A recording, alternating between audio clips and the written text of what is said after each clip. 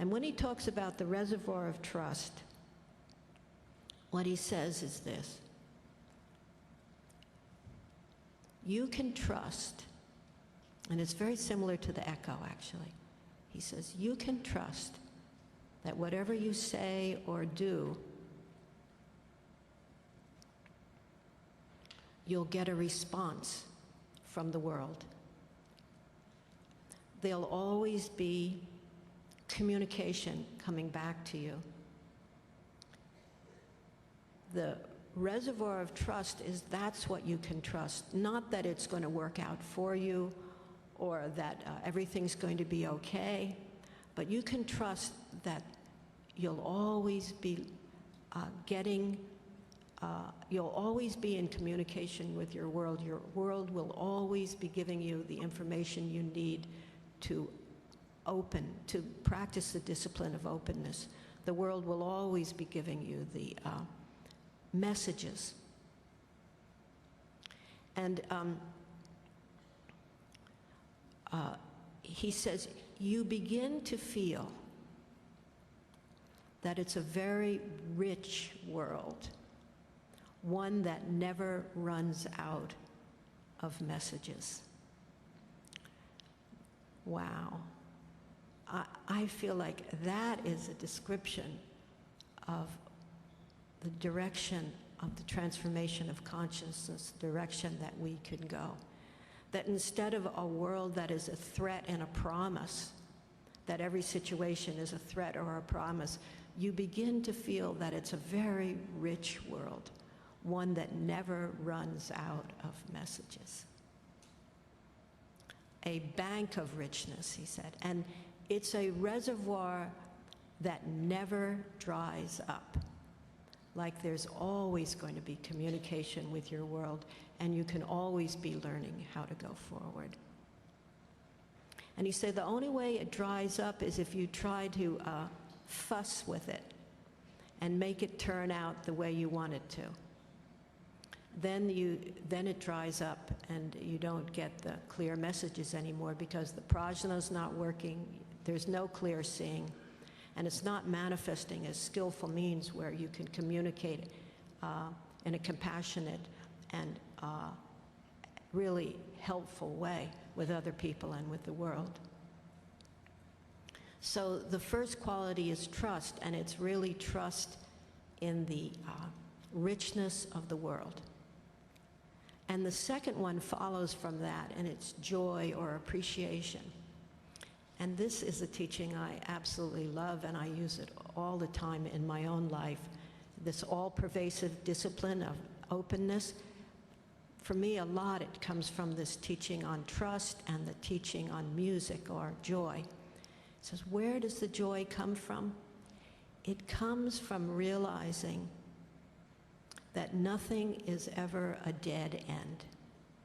That whatever is happening right now in present time is the fruition of something and the seed of something else.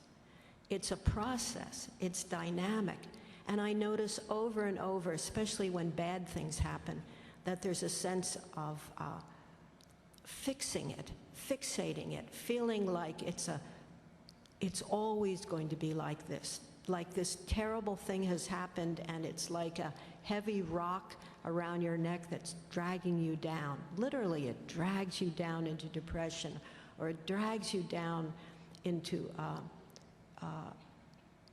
tremendous fear, terror, or incapacitating self-doubt. So it's a word that's used in this sense of appreciation and joy is a kind of doubtlessness. Sometimes it's referred to as eternal doubtlessness. Doubtlessness that no feeling is final.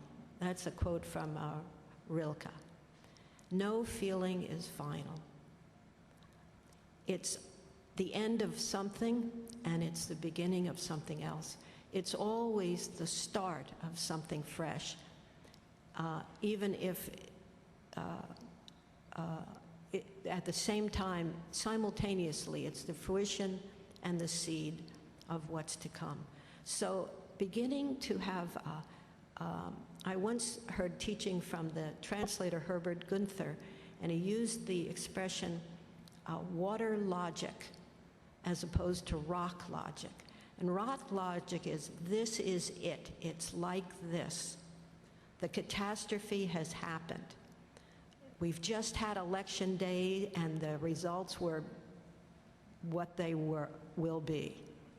And then either you're elated by that or depressed by that, but it can feel like the best of days or the worst of days. You feel like this is it. But actually, it's just the seed of tomorrow and next week and next month, and the whole thing just keeps moving forever, actually, dynamic, flowing in and out.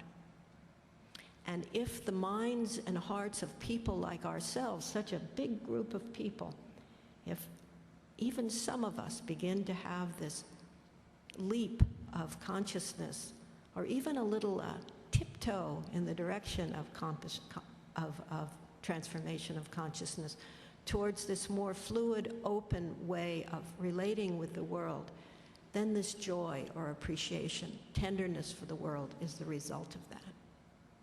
Because you're never like doomed to a certain result, and you're not ping-ponged around like a ping pong ball, up, down, you know, mediocre, mediocre, up, down. We love actually the up, down, as opposed to boring, humdrum, every day the same, seemingly.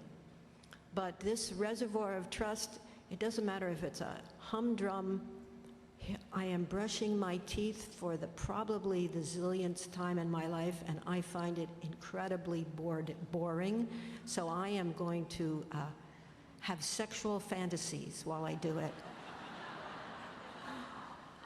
Or make plans for the next wonderful thing that's going to happen. Anything but be present, you know, with, you know, you get to be my age and you really appreciate the few remaining teeth that you have. So a sense of joy and appreciation that comes not from things going well or things, not from the outer circumstances, but from seeing it all as a dynamic flow. That there's a trust that you're always going to get messages and be communicating from the world. And hope, as Trungpa Rinpoche says, success and failure are the path. Success and failure are the path of awakening. That is a very different way. That is definitely coming from the place of the tender heart, coming from that's a fearless approach to our life, is that we can be with it fully.